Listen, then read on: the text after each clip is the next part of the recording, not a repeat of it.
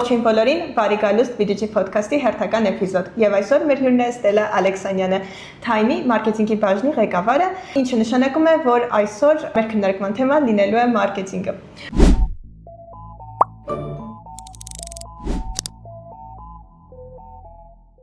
Ողջույն Ստելա, ընտրեմ մի փոքր ձեր մասին, ձեր փորձի մասին պատմեք։ Ողջույն Էլեն, շատ հաճելի է այստեղ գտնվելը, շնորհակալ եմ հրավերի համար։ Իմ փորձը մարքեթինգի ոլորտում կարելի ասել 8 տարվա է, սկսել եմ աշխատել ուսանողական տարիներից մինչ այսօր։ Ներկայումս հանձնում եմ Time, Toast, Pandora բրենդերի մարքեթինգի ղեկավարը Հայաստանում։ Աշխատել եմ MC բրենդերի հետ, ինչպիսիք են Apple-ը մինչ այդ, iSpace ընկերությունում։ Ստելա ջան, առաջին հարցը ձեզ, նախ կխնդրեմ պատմեք, թե ինչպես եք որոշում կայացրել մարքեթինգում սկսել ձեր կարիերան, ինչն է ձեզ դրդել, ինչ խորհուրդ կտաք այն մարդկանց, ովքեր նոր են ուզում մտնեն մարքեթինգի աշխարհ, այսպես ասած, ինչպես վստահ լինեն, որ ճիշտ որոշում են կայացնում, հասկանան, որ մարքեթինգը իրենցն է։ Իրականում մարքեթինգը ինձ հետաքրքրել է միշտ շատ վաղուց, բայց երևի կուլմինացիոն պահը եղավ, երբ քույրս ինձ խորհուրդ տվեց, քանի որ ինքն էլ է մարքետոլոգ եւ ինձ խորհուրդ տվեց գնալ այդ ուղով։ Ես սիրել եմ ու հետաքրքրվել եմ մի քանի բանով, մինչեւ մարքեթինգի ընտրությունը դա հոգեբանություններ, դիզայներական որոշակի աշխատանքներ եւ հաղորդավարական խոսք։ Եվ այս երեքից ոչ մեկ չընտրեցի, ընտրեցի մարքեթինգը, որը իր մեջ ներառում էր, այսպես ասած, այդ երեք կոմպոնենտը, ինչ վերաբերվում է նրան, թե ինչպես է պետք մտնել մարքեթինգ ու ինչ խորհուրդ կտամ ընդհանրապես սկսնակ մասնագետներին, միանշանակ խորհուրդ կտամ սկսել պրակտիկայից, այսինքն թեորիան իհարկե շատ կարևոր է, պետք է սովորել այդ ուղղվածությամբ կամ անգամ եթե չսովորել, հա, հենց մասնագիտական բուհի կրթությամբ, ապա ուսումնասիրել, քանի որ մեր դարաշրջանում համացանցը հնարավորություն է տալիս կամ բազմաթիվ կուրսեր եւ այլն ուսումնասիրել այդ մասնագիտությունը, չնայած ես միշտ կողմ եմ հենց մասնագիտական բուհական կրթությանը, ամեն դեպքում դրանից զատ, այսինքն թեորիայից զատ պետք է փորձել պրակտիկ աշխատել։ Ես սկսել եմ հենց ուսանողական տարիներից, քանի որ երկրորդ կուրսից արդեն մտածում էի, հեսա շուտով կավարտեմ, չեմ ունենա փորձ ու չեմ կարողանա ոնց որ այդ մասնագիտությամբ աշխատել, ու սկսեցի երկրորդ կուրսից աշխատել internship-եր, պրակտիկաներ, տարբեր տեսակի կեսդրույքով աշխատանք համատեղելով համալսարանական կյանքի հետ, եւ դա օգնեց, որ շատ արագ մտնեմ շուկա, եւս մեկ խորհուրդ սկսնակ մասնագետներին, դա սկսել էջենսիներից, ես միշտ դա իմ ուսանողներին եմ խորհուրդ տալիս, քանի որ իրականում դա շատ մեծ փորձառություն է, դա հնարավորություն է աշխատել եռացող sense շատ արագ զարգացող թիմերի մեջ եւ աշխատել տարբեր ոլորտների, պրոյեկտների վրա, ինչը հնարավորություն է տալիս զարգացնել այդ աշխարհայացքը, հենց մարքեթինգային աշխարհայացքը ու պորտֆոլիո ձեռք բերել։ Իրականում ես էլ եմ կարծում, որ հենց փորձը մարքեթինգում շատ կարևոր է, որովհետև ինչքան էլ ասենք տեսական ինչ-որ գիտելիքներ ձեռք բերենք եւ այլն, մեկը շատ բաներ ոնց որ մինչեւ պրակտիկ չես կիրառում, մեջդ ասենց ասած չի մնում։ Շարունակենք կարիերան սկսելու թեման, ինչ սխալներ կարող եք նշել, որ մարքեթինգի սկսնակ մասնագետներն անում են իրենց աշխատանքը կատարելիս։ Երևի թե մեկ հիմնային բան կասեմ, դա բիզնեսը մինչև վերջ չպատկերացնելն է, մարքեթինգ ու բիզնեսը բնականաբար շատ սերտ փոխկապակցված են եւ մարքեթինգը բիզնեսի շարժիչ ուժն է, կարող եմ այդպես անգամ ասել, եւ երբ որ մենք մինչև վերջ չենք պատկերացնում բիզնեսի աշխատանքը, չենք պատկերացնում նաեւ թե մարքեթինգը որտեղ ինչ գործառույթ ունի անելու։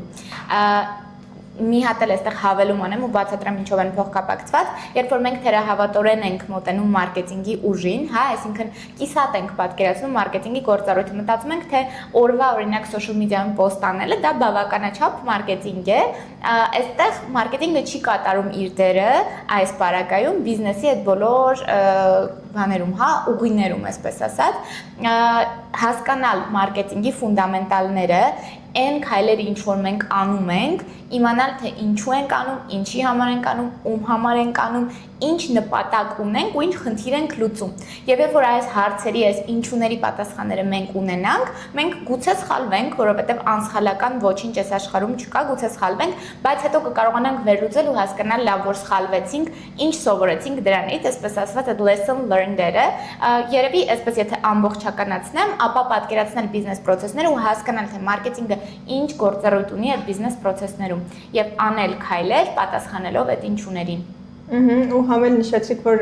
շատ կարևոր է հասկանալ նաև թե ում համար ենք այդ ամեն ինչը անում, ու ինձ թվում է նաև շատ տարածված սխալ է, որ մարքեթինգ են իրականացնում առանց պատկերացնելու, թե ում համար է այս ամեն ինչը անում, ու շատ հաճախ երբ որ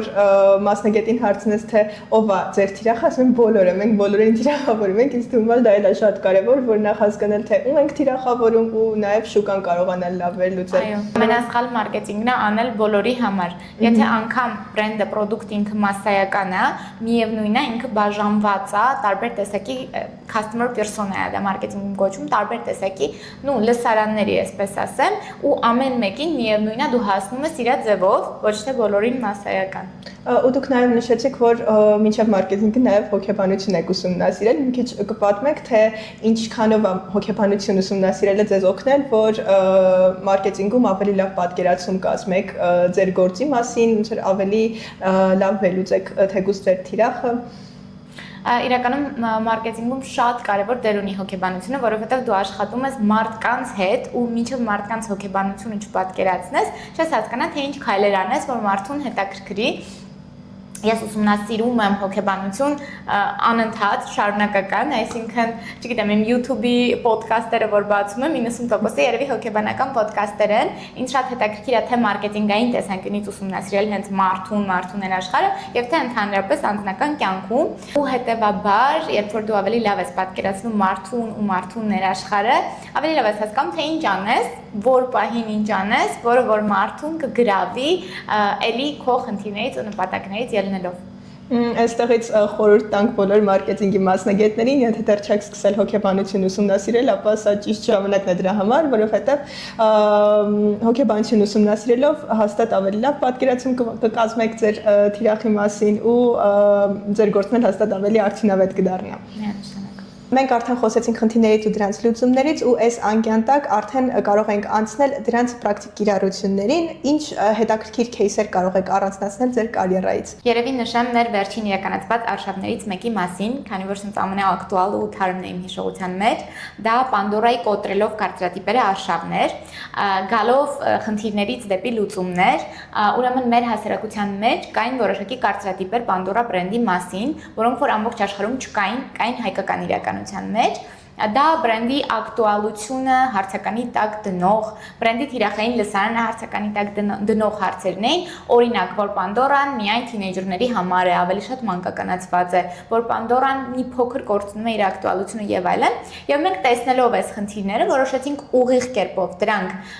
արձանագրենք եւ ուղիղ կերպով հակադրենք դրանց։ Մեկնարկեցինք շարք եւ on-line-ում են կարել ակտիվացիաները եւ off-line-ում, հիմա off-line-ին կգամ, on-line-ի մասին փոքր խոսեմ, մեկնարկեցինք շարք հոլովակների, որոնցից յուրաքանչյուրը մի հաղորդագրություն փոխանցող էր։ Այն, որ Պանդորան ակտուալ է միշտ, այն, որ Պանդորան միայն թինեյջերների համար չի, բոլորի համար է, այն, որ Պանդորան ուղակի բիժու չի, այլ արծաթ է եւ այլն։ Այսպես կարծրատիպեր, որոնք մենք հստակ կոտրում եւ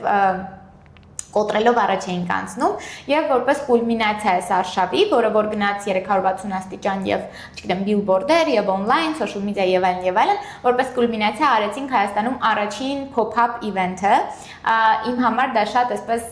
proud moment է, հպարտ պահ է, որովհետեւ իրականում Հայաստանում չէր արվել դեռ, մինչդեռ ամբողջ աշխարհում pop-up event-ները բավականին լայն տարածում ունեն եւ մենք Կինո Մոսկվայի հարևանությամբ Բաբովյան փողոցի վրա կազմակերպեցինք Պանդորայի pop-up event-ը կոտրելով կարծրատիպերը խորագրով, այնտեղ ունեինք հետաքրքիր տարբեր զոնաներ, որոնցից մեկը հենց կարծրատիպեր կոտրելու զոնաներ, ունեինք այնտեղ մուրճիկներ, որտեղ կոտրում էինք բետոնից պատրաստված այսպես սալիկներ, գրում էինք վրան կարծրատիպեր եւ կոտրում էինք, այսինքն ցանկացած մարդ, որ մասնակցում էր pop-up-ին, կարող էր դա անել եւ որպեսզի դա չլինի միայն բրենդի մասին, այլ լինի ավելի անհատականացված, քանի որ Pandora բրենդի հիմքում եւս անհատականացվածությունն է, այդ մոտեցումն է, մարդիկ գրում են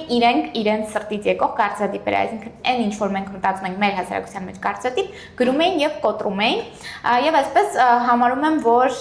սա մեր իրականացված վերջին ամենաթարմ եւ հաջողված արշավներից մեկն է։ Իհարկե, շատ կարևոր է մարքեթինգում արշավի հաջողվածությունը չափել թվերով, ոչ միայն այն տեսանելի պատկերով, որ դու տեսնում ես վիզուալ լավ է, գեղեցիկ է, բայց նաև թվերով։ Թվերը արդեն իսկ որոշակիորեն դա ցույց են տալիս, բայց դեռ մնացածը հետագայում կերևա։ Նշեցիք նաև արշավի հաջողվածությունը չափելու մասին, որ խնդրեմ կարող եք ավելի մանրամասնել, թե ընդհանրապես արշավները իրականացնելուց հետո ինչպես եք հասկանում, թե տվյալ արշավը հաջողված էր, թե այդքան էլ չհամապատասխանեց օրինակ ձեր ակնկալիքներին։ Իրականում շատ կախված է խնդրից, այսինքն ինչ նպատակ ունենք, ինչ խնդիր ենք լուծում, ըստ դրա մենք հասկանում ենք, թե ինչ մետրիկաների ենք նայում չափելու համար, հա, այսինքն օրինակ, եթե մենք նոր մուտք գործող բրենդ ենք շուկա, Toss-ի դեպքը, հա, պատմեմ, Toss-ի իսպանական բրենդ է, որը որ շուկա մուտք է գործել, 1.5-2 տարի առաջ, եւ այդ բրենդի համար խնդիրը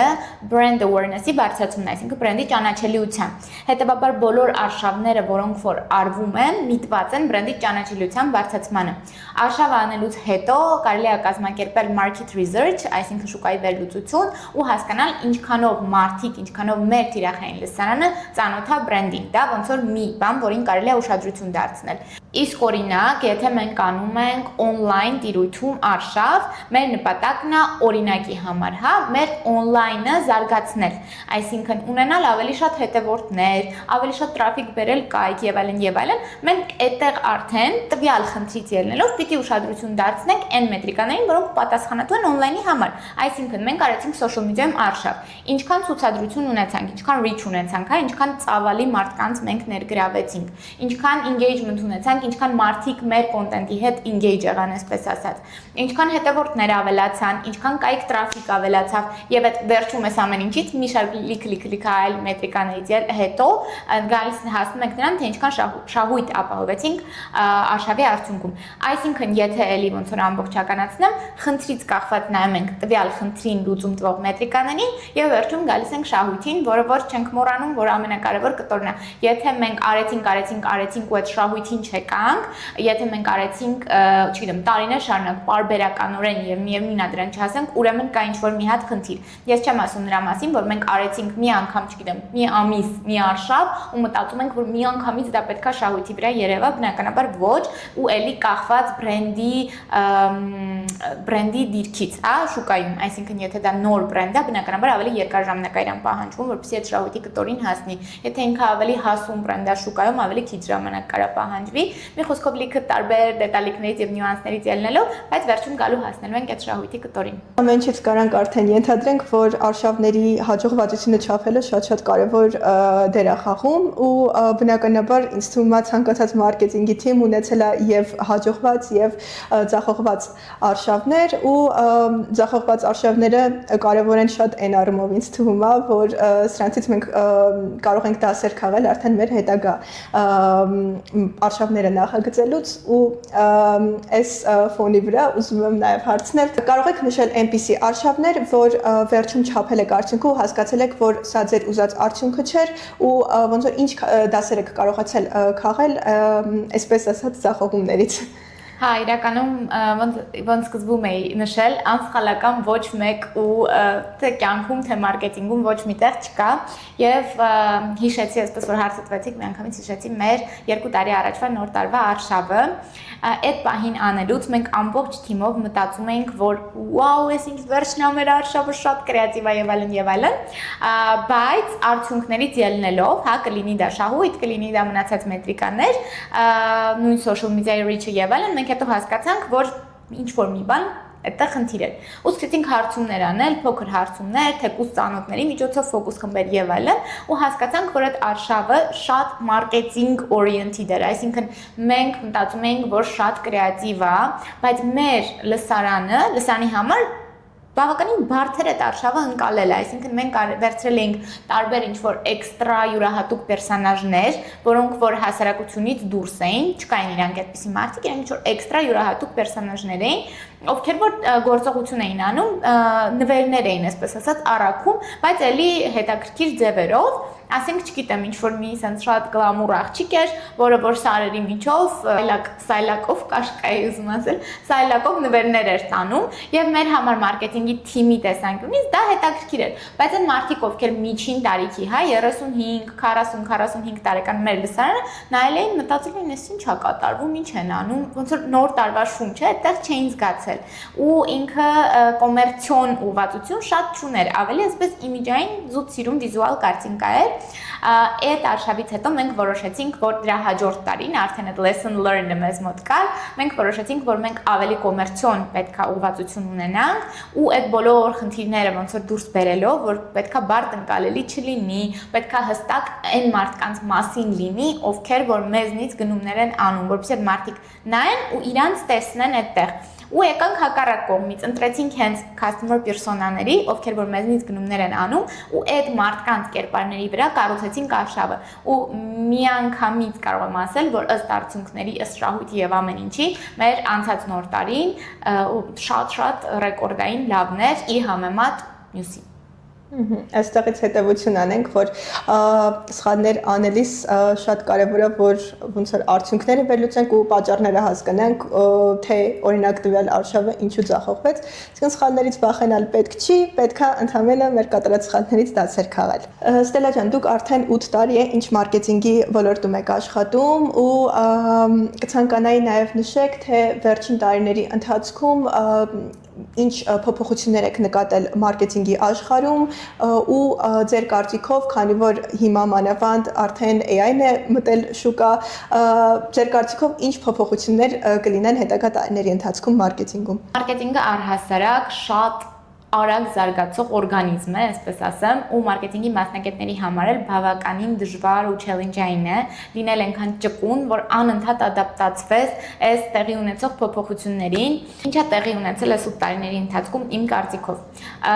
Տրադիցիոն մեր օֆլայն մարքեթինգը եւ դիջիտալ մարքեթինգը անընդհատ պայքարի մեջ են եւ դիջիտալը բնականաբար անընդհատ sense գլուխ է բարձրացնում որպես մեր նորարարական դարաշրջանի կարևոր կոմպոնենտ, բայց հիմա վերջին տարիներին օֆլայն մարքեթինգը նկատել եք ինչքան գլուխ բարձրացնում, այսինքն ինչքան են մարդիկ ձգտում դեպի օֆլայն։ Օֆլայն շփումներ, networking, չգիտեմ, տարբեր տեսակի իվենթներ, որոնք որ հենց օֆլայն բնույթ են կրում, ինչ որ ակտիվացիաներ, որոնք որ միայն օնլայնում չեն, այլ մարդիկ հավաքվում են ինչ որ մի տեղում ու տեսնում են ինչ որ մի վաու բան։ Սա իմ կարծիքով մարքեթինգի ամենահետաքրքիր հեղաշրջումներից է վերջին տարիների, որովհետև դիջիտալը անընդհատ կար, բայց մարդիկ ինչ որ պահի այնքան հոգնեցին օնլայն լինելուց, որ հիմա ձգտում են դեպի ավելի օֆլայն, սա իմ կարծում սուբյեկտիվ կարծիքն է, բայց իրականում ինձ թվում է, որ դա տեղի է ունենում եւ սա իմ ամենասիրելի բաներից է մարքեթինգում, որովհետեւ ես շատ ավելի օֆլայն օրիենտեդ եմ, քան օնլայն, ես ամեն ինչի իրական ու օֆլայնն եմ սիրում, այսպես ասած, եւ վերադառնալով դրանից նաեւ մեր AI-ին շատերի կողմից սիրելի, շատերի իմ կողմից ոչ այնքան սիրելի, ինքը իմ կարծիքով շատ հետաքրքիր գործիք է մասնագետների համար օգնող գործիք է, support անող գործիք է, բայց վերցնել ու մարքեթինգը փորձել, մարքեթինգը, դիզայնը, չգիտեմ, ֆոտոն փոխարինել AI-ով, դա ինձ համար ամենամեծ, այն որ ասում ենք ինչ սխալներ կան, իմ համար ամենամեծ այսպես red flag-երից է, որ կարելի է անել մարքեթինգում։ AI-ը ինքը կարա շատ լավ աշխատի դատայի հետ, կարա օգնի ցանկացած վերլուծության հարցում, կարա օգնի ինչու ոչ իդեաների գեներացման հարցում եւ այլն, բայց պետք չի իրան full վստահել ու տալ ինչ-որ մի բան, օրինակ տալ ինչ-որ մի հատ սկրիպտ, որով ինքը նկար կամ վիդեո է գեներացնում եւ այդ վիդեոն վերցնել օգտագործել։ Սա շատ արհեստածին, արհեստական կոնտենտ է, որը որ պլաստիկ է, այսպես ասած։ Եվ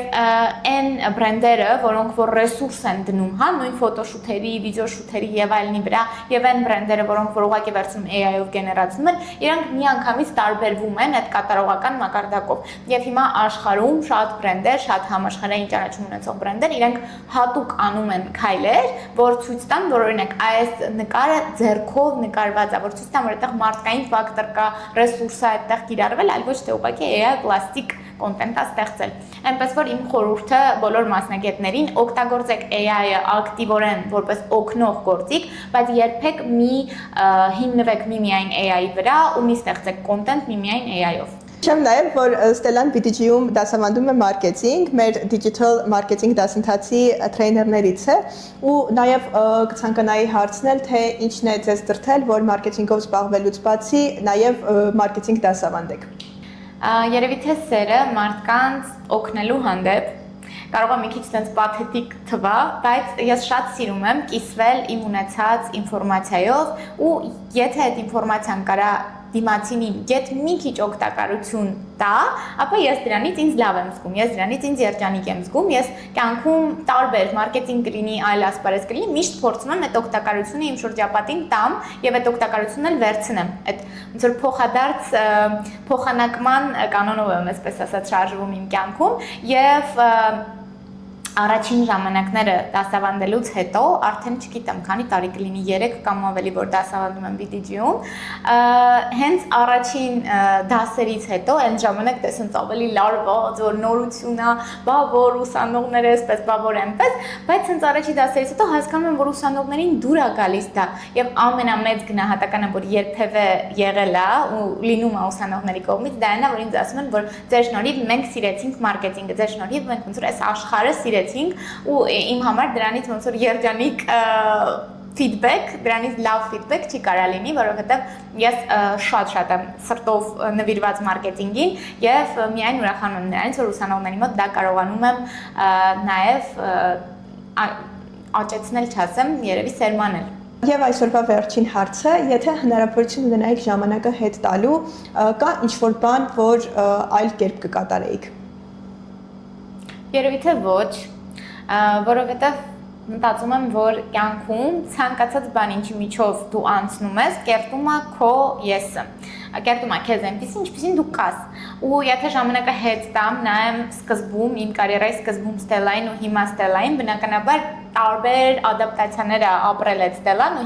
հիմա ուրիշ է, քան այն ժամանակ։ Բնականաբար բոլորի կյանքում էլ այդպես է, ու եթե չլիներ այդ անցած ճանապարհը, այդ խոչընդոտները, մարդիկ, չգիտեմ, փորձը, սխալները, վայրիվերումները եւ այլն, չէի լինի ես այնտեղ, որտեղ ես կամ, ու դեռ այնտեղ, որտեղ պիտի լինեմ, որովհետեւ երբեք ոչ մի պահի դու չպիտի կանգնես ու չպիտի մտածես, որ դու քո լավագույն կետում ես, բնականաբար ոչ։ Դու դեռ այնքան ճանապարհ ունես անցնելու ու երևի կյանքում ոչ մի պահ չպիտի գա այն պահը, որ դու ասես թե լավ հերիքա, ոնց որ ես էստեղ եմ։ Հետևաբար չէ, ոչ կուզենայի հետ տալ, ոչ կուզենայի ինչ-որ բան փոխեի, կուզենայի նույն կերպ անցնել այդ տարբեր վայրիվերումների միջով ու փորձեի կերտել իմ պատկերացրած, այսպես ասած, մասնագիտական կերպարը։ Սում ամենալավ պատասխանն է, որ կարայի ակնկալեի ես հարցին։ Դե ինչ այսքանով ավարտենք, շնորհակալ ենք բոլորին մեր ոդքասթը մինչև վերջ դիտելու համար ու կհանդիպենք մեր հաջորդ էպիզոդի ընթացքում։ Շնորհակալ եմ շատ։ Ձեզ էլ ենք շնորհակալ։